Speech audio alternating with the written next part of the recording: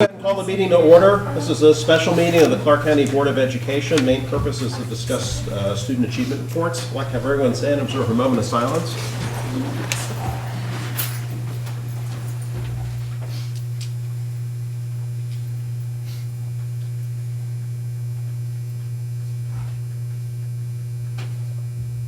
The pledge. I pledge allegiance to the flag of the United States of America and to the republic for which it stands, one nation, under God, indivisible, with liberty and justice for all. First item of business is adoption of the agenda. I'll make that motion to adopt the agenda. Motion by Mr. Peredo. Second. Second by Ms. Hicks. All those in favor say aye. Opposed? Motion carries 5-0. Public comments? Next up is student learning and instructional services student achievement reports. The first school to present is Shearer, Mr. Rose. Yo, we're all decked out today. We are. Okay. Well, I've had a very exciting day. I've been in Frankfurt all day at the math grant review, and I have learned so much, so I'm excited that my brain's a little full, so I'll try my best to go through this as quickly as possible and answer any questions. We would like to say, my team and I do have my site-based counsel here tonight, that we are very proud to be distinguished for the first time in Shear's history, and 0.5 points away from School of Distinction. Even though it says we did not meet our annual objective, I did talk to some guru in Frankfurt, and I had to explain to him how this all worked. And they supposedly went back and applied last year's test to this year's criteria, so it would be comparing apples to apples. And I said, "Oh, isn't that great? We're testing the same kids every year, so we're getting apples to apples." "Oh, no, not that." So anyway, moving on. One of the reasons ESSA got passed is because everybody realized that AMO was not Right. something that was fine for a school that was having a lot of problems in demonstrating growth, but if the school was up here on the curve, AMO became very relevant. Yeah. So, but we feel like we're doing a great job anyway. On our achievement on page 2, you will see that the green bar and the blue bar I can take credit for. Those are the years that my team has been in place. So our overall achievement rose from 74.2 to 78.9. Our reading rose from 72.8 to 81.4, and our math rose from 76.7 to 80.1. Language mechanics did go down some, but we do have some things in place this year that are a little different that we'll be working on to What are they? improve. We ordered Simple Solutions reading and grammar for grades grammar in grade 1, and then reading and grammar in grades 2, 3, 4. So we're working on it. Our non-duplicated gap group, in reading, we did go up from 50.8 to 54.5, and in math from 39.6 to 54.5. So we feel like we're doing a good job with our gap kids. Of course, novice reduction is going to be playing a huge role from now on in whatever testing we do. So we're working hard to identify those kids and RTI them right on out of Tier 3, Tier 2 back into regular Tier 1 instruction. Our student growth percentiles, our reading did go up some, our math went down some, and the combined reading and math went down just a couple of points. Our reading program was new. We're still working on, we're still going through the reading, learning all about the reading program.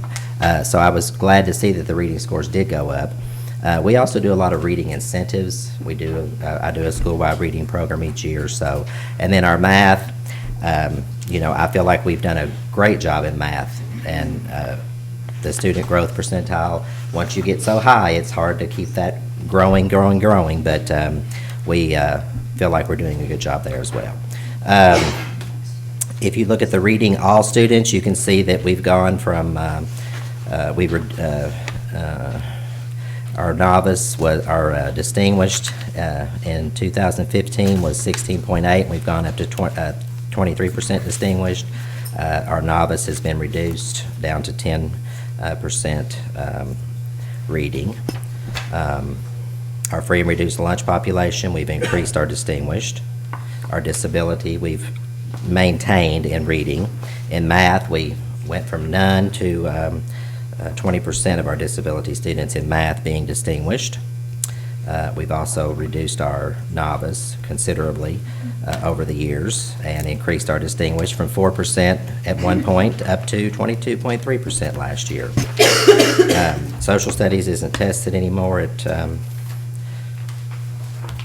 at my building. Writing isn't, and then language mechanics. I think we just had an exceptional class that year for language mechanics. And, I know we think about writing, I think about writing as an art, just like the art. Some students can draw and do things great in art. I think that's the same thing for writing. I think we can teach them some basic skills, but it is an art. Not everyone can write. But we try our best to get them to be able to write to a proficient standard to be able to answer the questions on the K-Prep test. And then, of course, our program review scores, the lowest score we had was in the world languages compartment. We do not have a world language teacher full-time. We do have a UK Confucius Institute teacher that's in our building 2 days a week, 3 days a week, some weeks, every other Friday. But she works mostly with just kindergarten and first grade at this point to work on that. But we also want to stress culture, not just language. So we do a lot of collaboration and with our related arts teachers. They just did a big African studies unit with all 4 of them collaborating with the, what grade was that? 4? Oh, that was all grades collaborating on that project. So, does anybody have any questions about any of those items? Well, Yes, good. I'll just say, tell your staff, great job. Thank you, I will. Thank you. We're very proud. What was your secret to novice reduction? Your numbers were pretty impressive, because reading, we went from, 21.2 to 13.9, and pretty reduced lunch, and then all the gap overall was 20.3 to 13.4. Well, we did, even though we're only down about 20 students from the first year there, we're down about 5 teachers. So it's a lot of hard work. We did get to hire a novice reduction teacher for about 50 days last year after Christmas, and she concentrated on those 3rd and 4th graders using the Lexia program, which we're thankful to have back this year. So that was probably one thing. We also did ESS after school that second semester up before testing and concentrated on reading. So I guess that would, and honestly, I think it's just the culture we have there now. The kids are excited about school. They're excited if I can just get them there. We're not the best attended school, but when they're there, they learn. So that's good. But the school-wide reading incentives, and we just promote it. And I have a great librarian who promotes reading. I have a great, I just have the best staff, and they're great reading teachers. So I feel like that, the Lexia, and just kind of being intentional focus. Okay. How about your efforts at gap reduction? The same. It's we use the Lexia program. We use the teachers use different math programs on the computers and on the iPads, those kind of things. So as long as we can continue to focus on those kids, I think what we have in place works, and through the RTI process and those things. Okay. Other questions? Thank you guys for coming out and supporting. Yes, thank you. It's really good. We It appreciate shows- the insight-based councils. Okay. Do you need me to go over any Yes, of the my 4 questions. Okay. The reason for our success is our dedicated staff. I feel Actually, like. let me read to the board members. Oh. I don't know if I probably sent this out to the principals, and not to you all.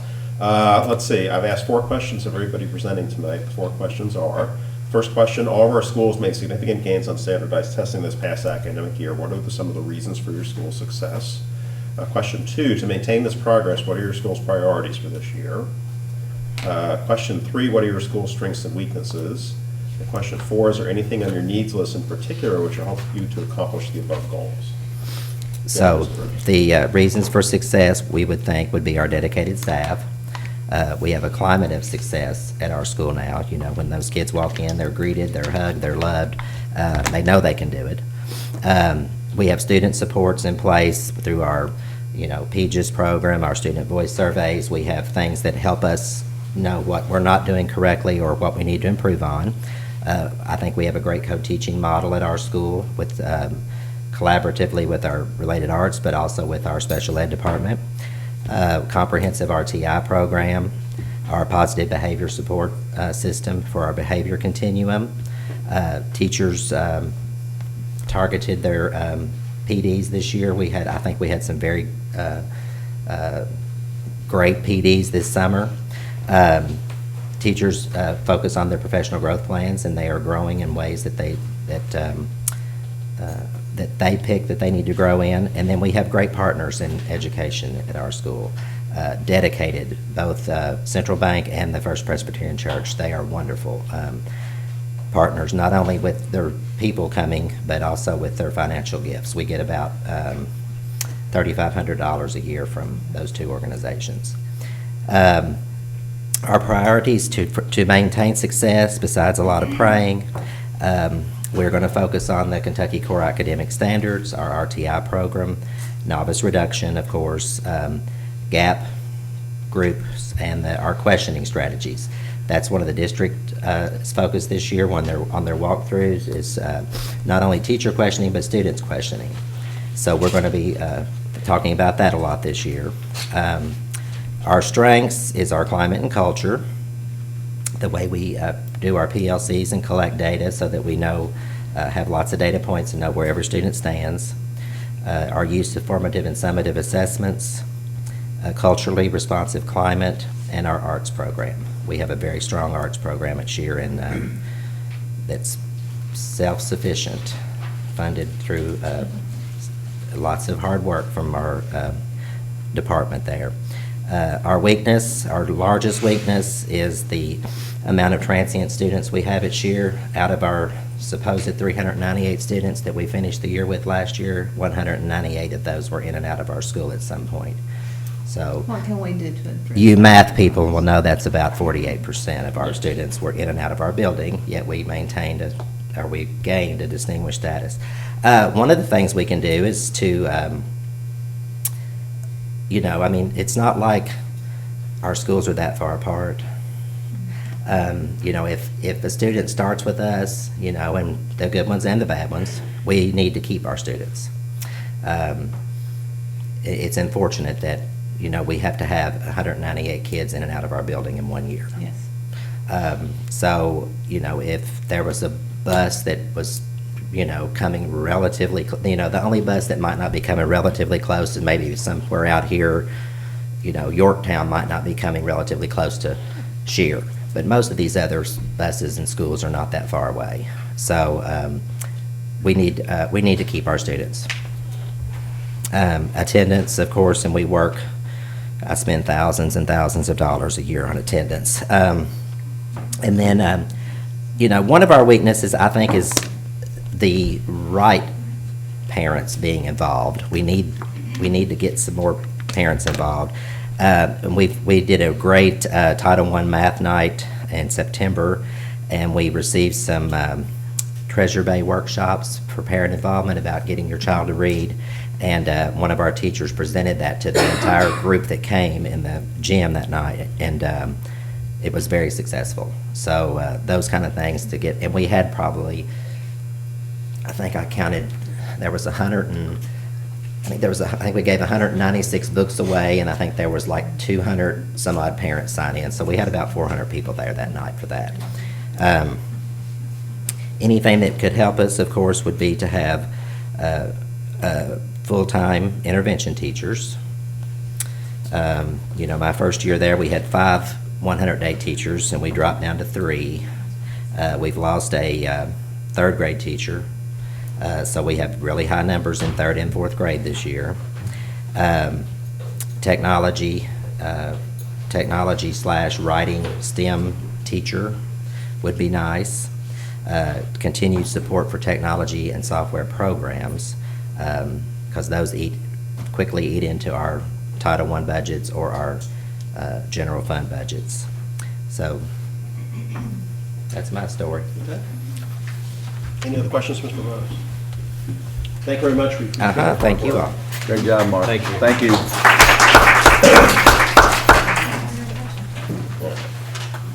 Next up is Justice Elementary, Ms. Stillman. Okay, you know I'm the big picture girl. I don't go as deep as Mr. Rose, so I'm like, you've read it, what do you want to know? I'll take just a couple minutes just to point out one or two things to you I wanted to share. We are very pleased that we are again proficient. However, we do wish we were distinguished. And kind of Mark mentioned earlier that it was kind of a bummer because when we got the scores and Ms. Bush showed me, I'm like, but that wasn't our score last year. We weren't that high. And, you know, after the reconfigure, it looks like we dropped, but actually we went up. So, but we are really proud of the fact that we did keep our proficient status, and we missed distinguished by 2.5 points. 2.5, 2.4. I can't remember off the top of my head, but it was very, very close. So we're going to get there. Mr. Christie knows my goal as a principal. I said I don't want to be an accomplished principal anymore. I want to be an exemplary. And his response was, when you hit distinguished, we'll market that. So there's my goal. So overall, on our achievement overall on the second page there, the thing that we were most pleased about when the staff and I sat down and went through the data was the fact that we did score above in each area, the state and the district. Sometimes it wasn't by much, but still, you know, when you can say you topped your state and district, that makes you feel good. So let's see here. And the same thing went on our non-duplicated gap group information on page 3, which is really interesting because this is an area of focus for us. And when we start drilling down into that data on page, I'm jumping around, sorry, Chris. On page 5, when you look at the breakdown of the different non-duplicated gap groups, you know, we made gains in you know, several of the areas, but the one that still concerns me the most, and we're getting ready to have a big discussion on the next 2 days over this at our school, is on our students with disabilities that have accommodations with IEPs. So that is that's our biggest concern and focus right now, because when I drilled down into the data and went kid by kid, and I've got a list of every 3rd grader reading and math in every 4th grade, and I did it by K-Prep and MAP of who's scored in that novice range. I didn't check the percentages, but I can tell you it was very high. A lot of those are our special needs children. And so that's bringing up a lot of questions about, we're not meeting their needs, and we've got to figure out how we're going to go about that. So our SPED department's already got 2 meetings, one tomorrow and one Thursday, on how we can go about meeting the needs of those kids, because that has to change immediately. I've not been pleased with where our kids are going there. So I do want to point out a couple of things that you can't see in the data here, but when I went through, when we first got our student scores, student by student, I was sitting there and I thought, okay, I'm going to calculate this up, just see where we are. So I did some percentages that I was proud of, and there were 2 that really stuck out. The first one is in 4th grade. We decreased our novice students in 4th grade math from 15% down to 6%. And I thought that was pretty daggone amazing. And the other also was another 4th grade that really stuck out, was we increased our number of proficient and distinguished students in math by 19% in 1 year. So that, I was really pleased, and we think that having that Envisions program is really starting to pay off, because before I came to Justice, that first year that Mrs. Taylor was there, they were already implementing that program. So even though we only kept about 100 of those original children, those are the kids that are moving up in those tested grades. So I think that's really had a lot to do with it. So your 4 questions. Reasons for our success. You mind me jumping ahead? No, that's Is that fine. okay? All right. First of all, as you know, we are a Leader in Me school, and that's really important, and that has had a lot to do with the culture of our school. And so one thing that's really, really important to us is goal setting with the children. And when the kids set the goals and when they track their own data through these, well, we used to call them data notebooks, now they're leadership notebooks, children start to take ownership of their learning. And that's exactly what we see going through a tough first year implementing that program. when people are getting down going, I don't think this is working, and we see the fruits of the labor this year, it's making a big difference. So goal setting has really been one of the most important things I think that we do at our school. We also, last year, our fourth grade numbers were really high, and it wasn't quite enough to help us to gain another teacher. So we dipped into our Title I funds, and I'm notorious for driving Scarlett crazy about hiring some part-time positions and be real careful about what time you have them for instruction. And so we lowered our fourth grade class size last year. So instead of 28, 29, 30 in a class, we had about 23 in a class last year. And I think that really helped as well. That teacher was there about 4 hours a day, and she was there doing all reading and all math instruction. So we really feel that, and obviously you saw those math scores looking so good. Our RTI team, last year we had 4 retired teachers that came in and did interventionist, and we took the whole team and sent them to the grade level at the same time. Mr. Kennedy built into our schedule 2 25-minute blocks, 3 days a week, one for reading and one for math, and that entire team went to that grade, and then they helped break the numbers down. So we feel like that had a lot to do with it. Another big one, and I think this is also lend itself to the culture of our school, is that we celebrate success every single day. And I think I've mentioned this before. The joke is on the topic and benchmark test for reading and math. How many names can the teacher get on the paper that scored 80%? How fast can you make me go out of breath reading all those names? So, this morning I was reading 2 different third grade classroom names of children that all scored 80% or better. And so they love getting to hear their names. And that's just a real big focus for us, is that we celebrate those successes with the kids. Our priorities. We're really glad that the board picked up the Lexia for us, and we want to increase that amount of time that our kids are spending, because I think that's going to be key, especially with those children with accommodations and helping to build them. Again, another priority is novice reduction, and my priority right there is on our special ed kids, because so many of them do fall in that category. And then the other I mentioned just a moment before, we went from, this is part of our Leader in Me program, going from having data notebooks where the kids are tracking their data to this year, they're called leadership notebooks, and they have 5 different components this year. And so the children are still tracking their learning throughout the year in reading and math, but they're also setting their academic goals, and then they're setting their personal goals. And some of them even have behavior goals in there. So they're tracking that and taking ownership of that. So we're going one step further. Our plus and deltas for the school, we think definitely one of the pluses of our school is that we do have a great staff that is so willing to go above and beyond what is asked of them. And it's, we've done a lot of shuffling around this year, getting kids taken care of, and not one person ever says, I can't do that, And now the usual response is, well, that's my lunchtime, but I can move that and I'll be in there when you need me. So, and that speaks volumes. Last year, I can pinpoint to the day when the shift in our staff and our kids came. Some of you, I know Gordon, you were there, Mr. Christie, for our leadership day that we had in the spring. That was a turning point, because that day our staff got to see our children get up and perform and have speaking parts and talk to visitors in our building. They saw our kids in a whole new light after that day. That was truly the day everything changed in our building. And so I was talking to Mr. Little, our guidance counselor, today, that something's really different this year. You can't quite put your finger on it, but it's there. The kids have always been excited about coming to school, but there's it's hard to put into words.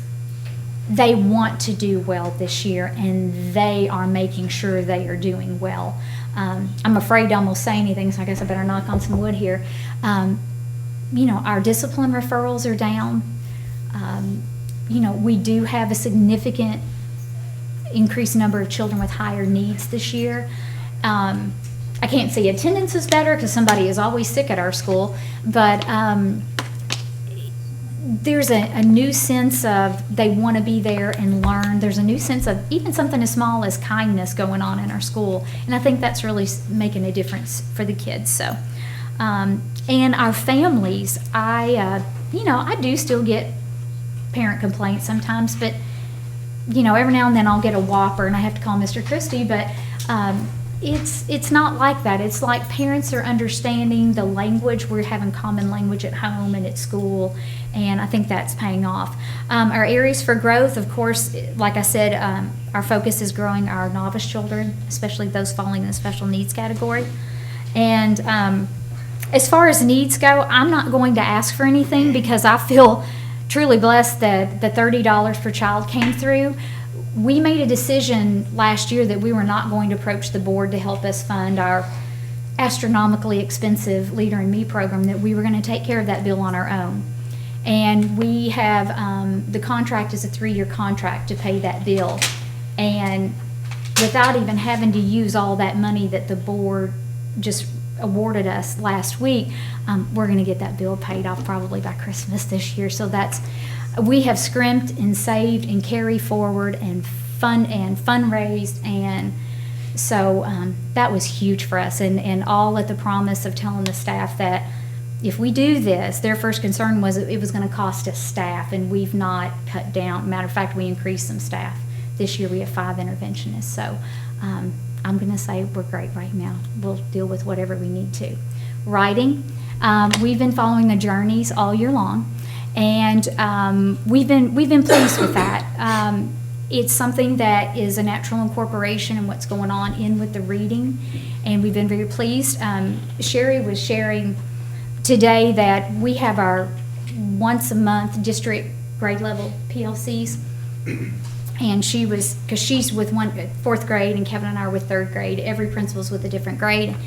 And she said, one of the neat things we found out is that when the 4th grade all got together, everybody's on that same page for that writing. We all have the same things in the portfolios. We're all working in the same direction. So that's been good for us right now. That's been real good, having everybody on the same page. So can I answer any questions? I was going to ask you about language mechanics, but you have been fairly successful with that. over the Yeah, past we've done 2 okay. years, And, I think Mr. Rose said it well. I think 2 years ago when we had the highest in the district, I think we just had a group of children that we've continued using the simple solutions. We've never stopped. Even when we didn't have a book for every child, the teacher still made copies. Now our 3rd grade teachers have picked that up, and they are doing it every day. So, and then through some vertical planning at the end of last year, that was very, very productive for us, because 2nd grade, when they were planning with 1st grade, said, our kids just aren't coming in with the writing abilities. And so 1st grade has started once a week. They're doing a short response practice question. So we're definitely going back and starting much younger and trying to listen to each other in the grade levels about how we can build the kids. So that's been really good. Just tell your staff, great job, and we Okay. appreciate all the I hard will. work. Thank they've you. done. All right, thanks. Thank you, Ms. Hillman.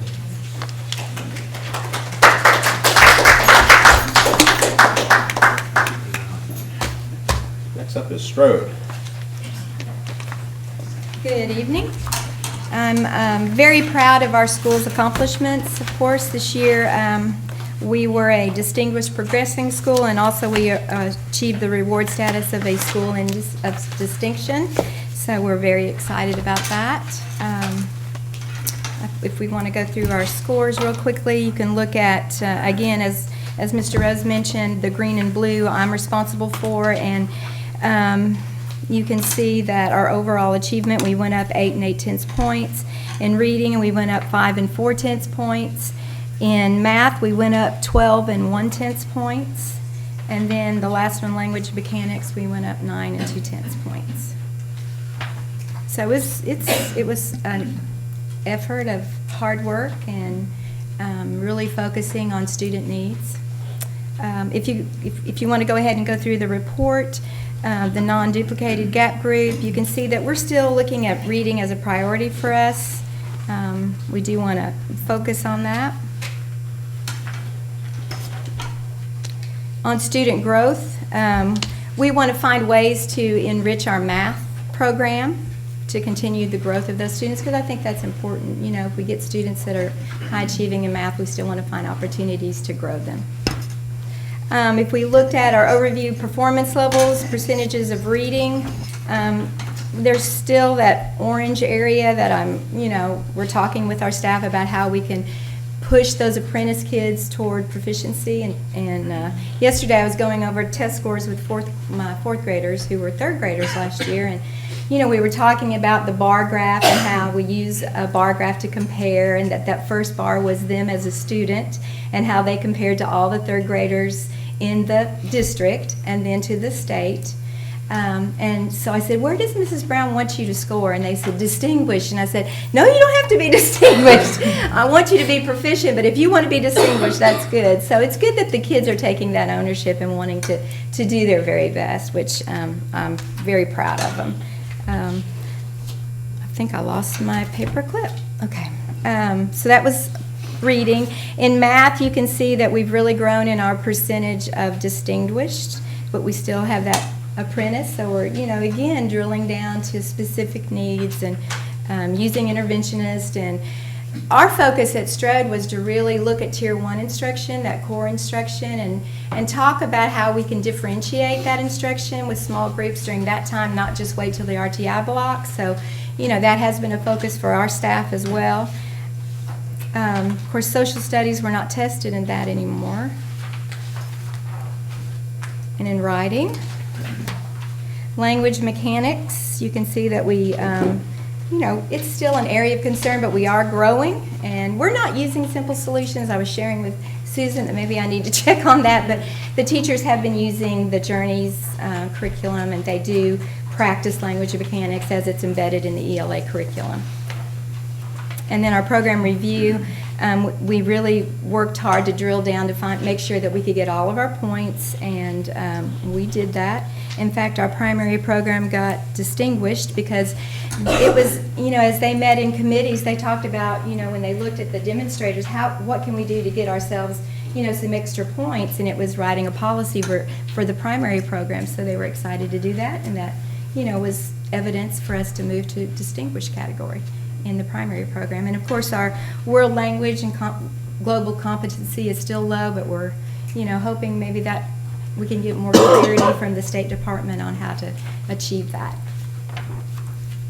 Any questions about those scores? Yes, can you share with us your reasons for successes with novice reduction? If you look at math for third grade, that's particularly impressive. Yeah. We just really tried to do flex grouping, really look at formative assessments. We do, we're monitoring student progress all the time. And if students aren't getting it, we pull them and they work in small groups, and that's that Tier 1 differentiation instruction. And then we also have our RTI block that's scheduled during the day. This year, Julie and I had looked at, not having the RTI block at the same time for all grades, so now we have an RTI block for intermediate and then a different RTI block for the primary program. And you would be surprised how these teachers are already thinking about ways that they can use that 25-30-minute block and really drill down to get to those students who need, small group instruction in math and in reading. Okay. And really those gap group, our gap and our novice reduction are usually the same population. Okay. I was going to say, do you have any extra efforts that you're using towards gap reduction? Pretty much the same thing. Just hard work and, Okay. meeting students' needs and just doing the work. Okay. And they are Monitoring progress. I can speak to that. They are doing hard work because I have a son that goes there, and they really worked with him, and they did a great job. And to answer your 4 questions, we were so close last year to getting that proficient status, and we really wanted to work hard. We just wanted to be proficient and to be able to say, look what this work has done, and I'm very, very proud of our staff, and I must say our students, because our students took ownership. They really wanted to do well. They worked hard. They understood what they had to do to get a good score, and to demonstrate what they've been learning. know, we want them to be able to think for life, not just to answer a test question, but, you know, and I feel like, you know, as a staff, we really work on that. I think all of our schools do that, so when I think about how we collaborate together as elementary, you know, principals, you know, that's our goal. You know, and I feel strongly about our math curriculum as we piloted that at Justice the first year, and, you know, I feel like that has really provided some consistency and a good foundation for teachers who may not be as comfortable teaching math concepts. So I feel like it's been great. You know, the 4 components of an Envisions lesson has really, you know, I think helped our students. And our ELA curriculum with Journeys last year was our first year, and I feel like the teachers this year feel like they have a better handle on it. They understand, you know, there's a lot there. There's a plethora of, you know, resources, and they're finally fine-tuning and knowing what they need to meet standards. And I think one of the things that we're trying to do with our reading, since that is a priority for us at Strode, is to look at the unit benchmarks and kind of do some backward planning. And at grade level PLCs, we're really looking at that and saying, okay, what are some causes? What can we do to make sure students are prepared for that on the unit assessment? And, you know, just doing some backward planning and then making sure that we're covering that for our kids before the assessment. Lexia Core 5 program, we really appreciate that, your support with that, because that has helped our interventions for students in reading. Julie and I were able to kind of meet with our teachers, and one of our PDs was to look at our writing plan, you know, and our writing policy. And we asked our teachers to meet as a grade level team. We did it vertically first. We divided them into groups. So there was a representative from K through 4 in every group, plus, you know, our related arts teachers and our SPED teachers, and just to look at the standards in reading and then create this, you know, idea of this is what writing should look like in kindergarten, 1st, 2nd, 3rd, and 4th. And it was really eye-opening for some of them, because they said, oh, we got a gap here, and we need to make sure that we're meeting that need, because that's the standard for writing. And our teachers are embedding the Journeys writing program, and some of them are still using the Writer's Workshop that Lucy Calkins, I think some of them that have had that training. So, you know, but I want to assure you as a board that we are keeping writing as a priority, and we understand the importance of that, and we are including that in our ELA curriculum. And they're writing to demonstrate learning, and they're also writing to, you know, express themselves, those moments and times, and hopefully progress as writers as they get to Baker and RDC. Weekly PLC, we feel like that's work time for us, and teachers come prepared. We also used our ESS daytime waiver teacher last year to make sure that we were targeting students for reading and in math, and our Title I program. And I must say I appreciate the district support last year for the novice reduction teacher. I really feel like that paid off.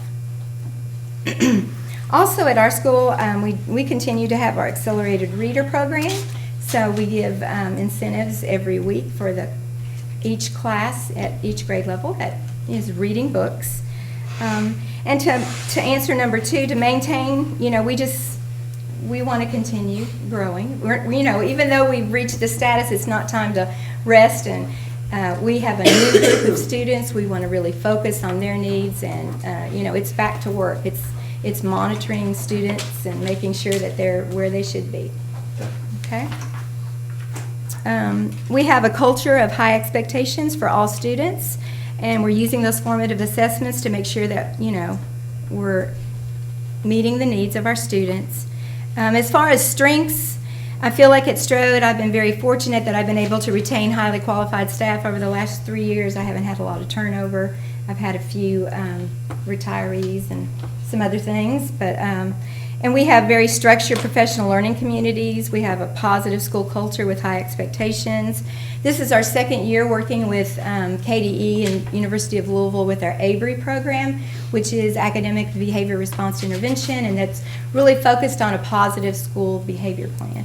So, you know, we're a happy place. They know when they come in, you know, it's about business, it's about being kind to each other, it's about working. They know I love them, but, you know, we're here to do, we're here to work. We're here to learn.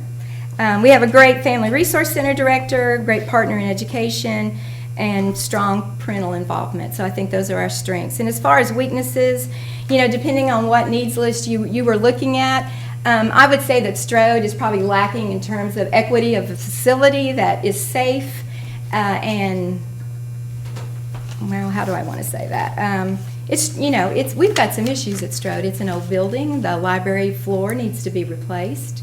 It's maintained water damage. We would love to have more technology.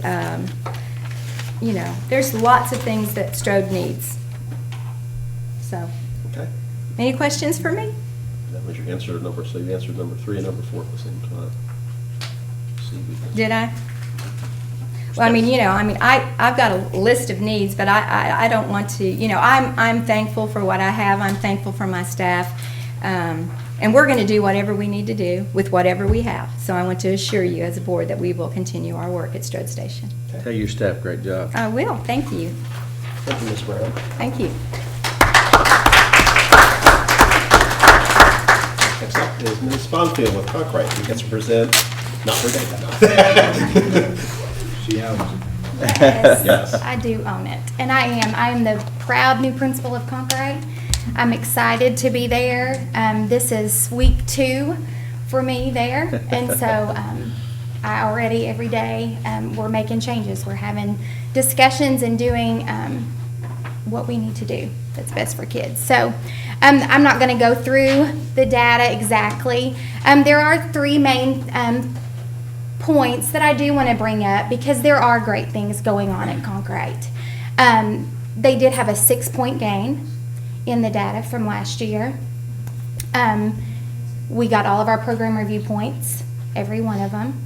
And we if you look at the categorical growth for students, all of our students made growth in reading and in math.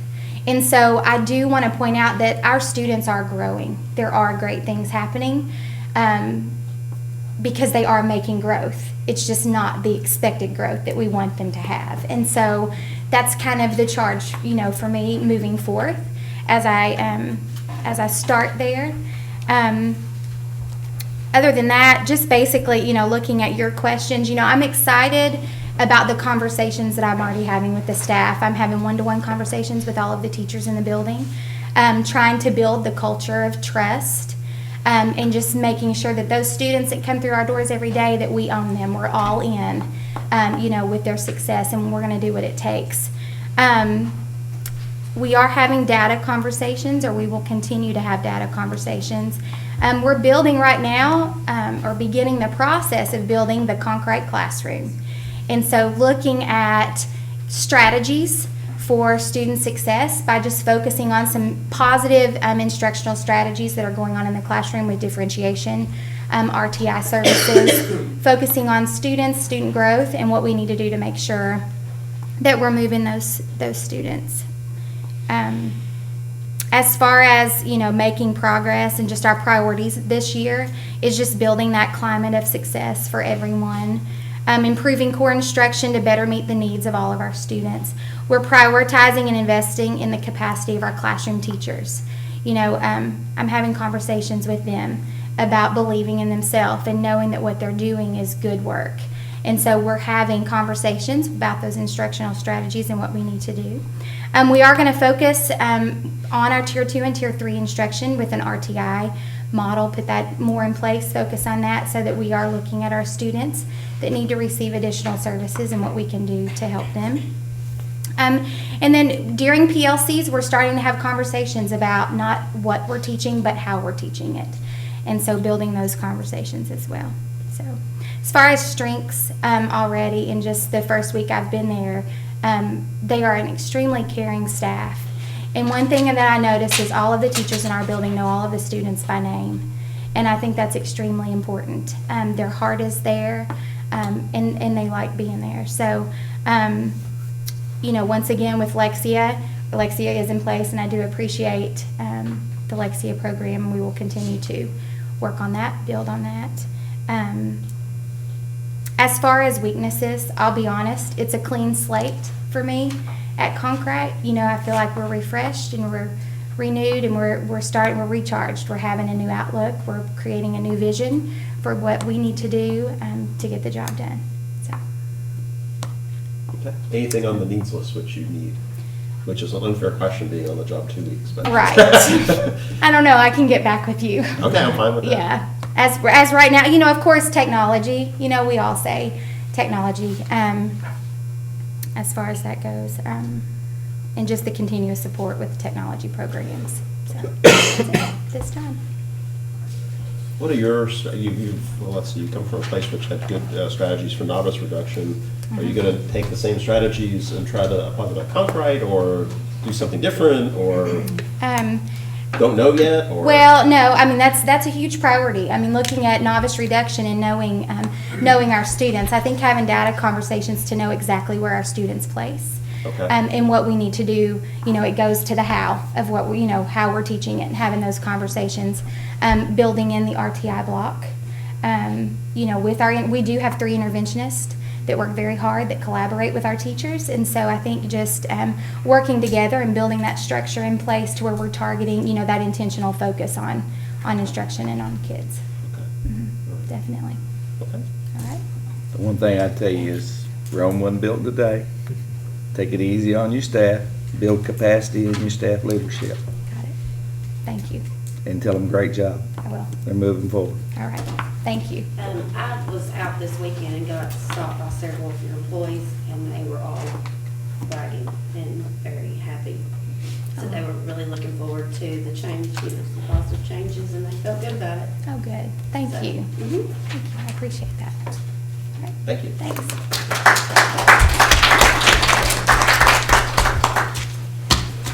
And then, let's see, the last student achievement report for tonight is Mr. Mounts and This Baker. blood is killing me. I wish you'd keep it over there. Keep it Oh my gosh, it goes between me and Tia. We'll swat each other here in a minute. I'm telling you. All right, we'll go ahead and get started and briefly look at the data. I think Ms. Brown said it best. Last year, we missed it by that much. Baker was in the same boat, missed it by a little bit more than Strode.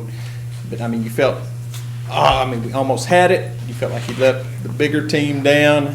And I promised Mr. Christie, I remember I had to come pick up signs, and these signs really were about the district and not Baker. And I told him that day, this will be the last time we are not a proficient school. And the scores came back, and we were actually a distinguished, which was icing on the cake.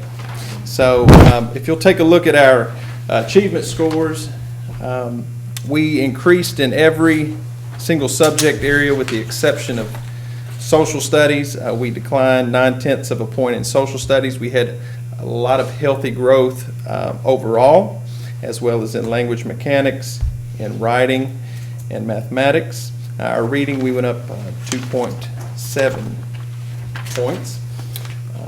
If you look at the non-duplicated gap, our biggest gain in the non-duplicated gap as far as subject area, we increased in every subject area a various amount of points, but our largest gain was in writing.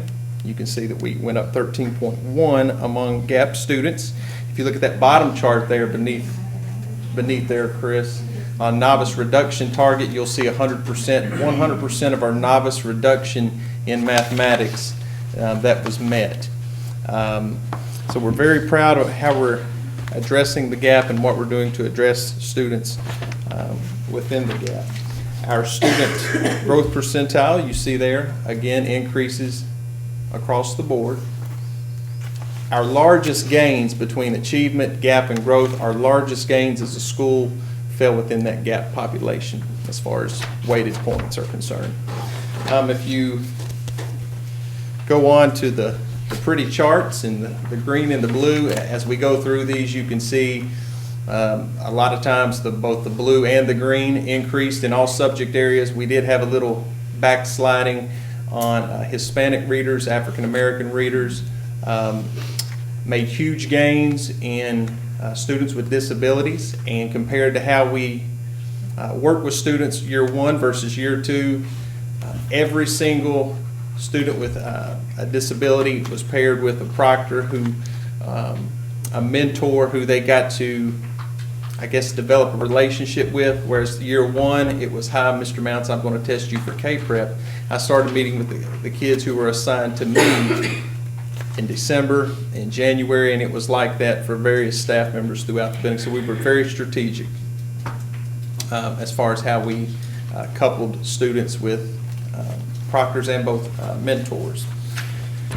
Moving on to mathematics, again, you see that green and that blue expanding, and that's a good thing. And sometimes you see the apprentice increasing, but then you see the novice decreasing. So just because your apprentice goes up, sometimes that's a good thing, because your novice has been reduced. Moving on to social studies. Now this is kind of a slap in the face. I love social studies. I taught social studies in the last 2 years. Our social studies scores weren't where they should be, and then last year they slipped slightly. So we have some things in place to address our social studies. We're having a social studies academy for all 5th grade social studies teachers. We're meeting to refine our units, to redesign our units, to make our assessments more K-Prep-like, to make sure each unit has a pre-assessment. One of our focuses on the district level, one focus is minute-to-minute, day-by-day formative assessment, and each Tuesday, social studies and ELA and math, all the subject areas meet, and they look at the standards, the big ideas that were covered in that previous week, and they take data, usually with GradeCam, depending on the subject area, and they look at that to see what needs to be retaught, who needs to get enrichment, who needs, I mean, they go back to square one for students who need to go back to square one who didn't grasp the concept at all. So we're doing that weekly. Moving on to writing, and I know writing, we've wondered about writing. I can tell you this, in 5th and 6th, it's taught with fidelity. It's taught in every single subject area. We have systems in place from writing. It's almost like we're doing writing portfolios in the 5th and 6th grade. Those folders, each department, depending on what quarter it is of the school year, they have different types of writing, from personal narratives to ERQs, writing to learn, writing for assessment. We do LDCs. We're very rich in the, I guess it's just not ERQs and on-demand, which they do get, students do get a lot of those. We have those types of constructive response pieces on a rotation. I know if it's the first week of the month, I know it's social studies turn to get an ERQ. If it's the second week, it's science. Third week, ELA. Fourth week, mathematics. And every week, a student will get a minimum of 2 open response and or on-demand writing prompts. So we are addressing writing, and that's in addition to the LDCs and the research papers that are going on in their other classes. All right. Language mechanics, like some of the elementary schools, we did not have Simple Solutions. Mark Rose should be a salesman for Simple Solutions. I think he might own stock in the company. But something that we have in place that we did not have in place last year, a new wrinkle, would be Simple Solutions for both 5th and 6th. 6th grade had it last year for mathematics. And then grammar Simple Solution for both 5th and 6th this year.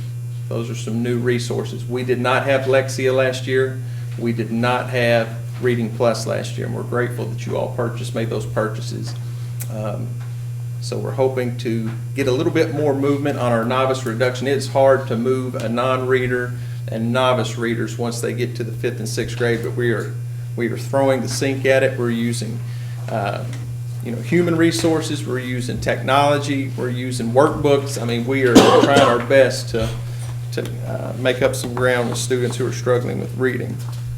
And again, language mechanics, not where it needs to be, but you see there's a higher percentage of proficient distinguished students from 14-15 to 15-16.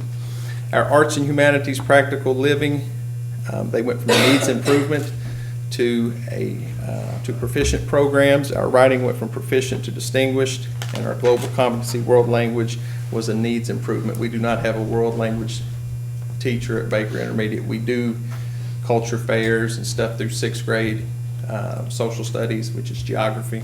We do a lot of cultural things in that class in particular. Somebody have any questions about the? Yes, you have a lot of points for growth this year, and I don't know what the assessment rubric is going to look like next year. It's going to be different. But how do you plan to maintain the growth that you have? Well, Because you picked up a lot of points in the. right. I think we did a lot of things well last year, and we want to build upon that. I don't want to, reinvent the wheel. I think we did, like I said, a lot of things well. We want to continue with that. Some of the things that we're going to continue to do, I can tell you, our Title I funds have been huge. We've been able to buy 4 part-time interventionists, 2 for reading and 2 for mathematics.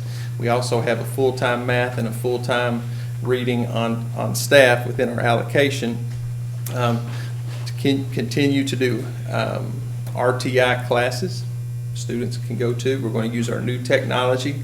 Last year, when the school year started, we may have had 30 old laptops. Currently, we have about 360. So it's not uncommon to go into a classroom now and see students on Lexia, those programs you just purchased, Mathletics, Lexia, reading theory, those things are being used daily. Whereas they were kind of, last year, if you had the lab, you could use them. So those are the things we would do. As far as your 4 questions, obviously dedicated teachers and staff, our school culture, there's a strong sense of school pride, there's a positive climate, there's a development of teacher leaders in our building. Strong data-driven, I think that's a huge step in the right direction from year 1 to year 2 that we took, was really diving into that data and actually doing something with it, to make decisions. There was changes to the master schedule. We went from 60 minutes in math and ELA that first year to 90 minutes in math and ELA the second year. We have student goal setting called Baker 101. Every 4.5 weeks, students meet with their homeroom teacher or mentor, and they set academic goals. They look at their behavior, they look at their attendance, they look at their MAP scores. Tomorrow, actually Thursday, when report cards go home, they'll look at their grades and all that other stuff I just named, as well as their K-Prep, how they scored last year. They have their Pearson report that they'll take a look at. And then, of course, support from central office and the Board of Education. And really, we can feel it. There's no, I don't think it's, just happenstance that when you look at our novice reduction and you see how we scored in achievement in math, tends to be above all of other subject areas, and you look at the brief history of our district within visions, as the K4s get aligned, we can feel it. Students are coming to us at a higher level, and we can definitely tell, and we're starting to see that in reading as well. As far as what we're going to do to maintain, like I said, there's a renewed focus on PLCs. Coming together for the first time, you would say, what is a PLC? And you would, if there were 20 people in the room, you'd have 20 different definitions of what a PLC is and what it does. So there's a renewed focus on that. We had co-teaching training this summer, on-demand and constructed response training. We had Surface Pro and Clear Touch training. Like I said, minute-to-minute, day-by-day formative assessment emphasis. We want to maintain our RTI structures and continue the vertical alignment of math and reading curriculums K4 to 5th and 6th and 5th and 6th to 7th and 8th. We want to strengthen that vertical alignment. Our strengths, I've mentioned several already. A few more that I can add on there would be in community involvement. Susan Jacobs, who's not here this evening, she's finishing up our open house. She's probably at the band concert right now. But our community involvement, parent engagement, you may have read in the paper, the Meals and Mentoring. She's always looking for opportunities to engage the community and parents to help remove some barriers for our kids. And then extracurricular opportunities, we have a slew of clubs and all sorts of fun things kids can get involved in. And then, of course, I think our program review, all 3 program reviews are doing some really good things for kids. Weaknesses, social studies scores, the writing scores, although we're increasing. You've got a school of 800 and 40-some% are proficient and distinguished.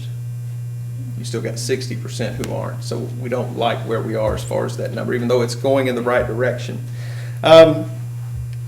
We only have our kids for 2 years. That's that's really an obstacle we can't control. It would be nice to get to know your kids a little bit more, but we only have them for 2 years. And then the reduction of novice in reading, although we did get some points, we still want to get a little bit larger growth next year. I will not be bashful as far as, let me finish the question, Mr. Christie. As far as needs, I do think there is a need, whether it be a curriculum or a resource or a training on the district level for writing. I do think that I would like to see the completion of the 2015 board-approved technology plan for Baker to be completed. I would ask, and this is something that gets so easily overlooked, and when you walk into a library, you see books on a shelf and you say, okay, everything's hunky-dory. But if anybody ever had a baby or a section of the school that it was their baby, Miss Conley, our librarian, she knows every book in that library. And she's told me now for quite a while that if, according to the ALA standards, our library would be considered a novice library book per pupil ratio. And when we reconfigured as a district, we sent a lot of our books to Campbell, and we didn't receive a lot from the K4s because if you have high readers in K4s, they probably kept the 5th grade appropriate books. So we've lost a lot of books, and we're trying to build that up on a shoestring budget. And so that would be a need. And then, of course, financial investment in the performance arts at Baker. Those would be things to possibly consider. All right, questions from Mr. Mells? Again, just tell you staff, thank you for the hard work, and they do a great job in telling me support. All right, thank you. All right, thank you all.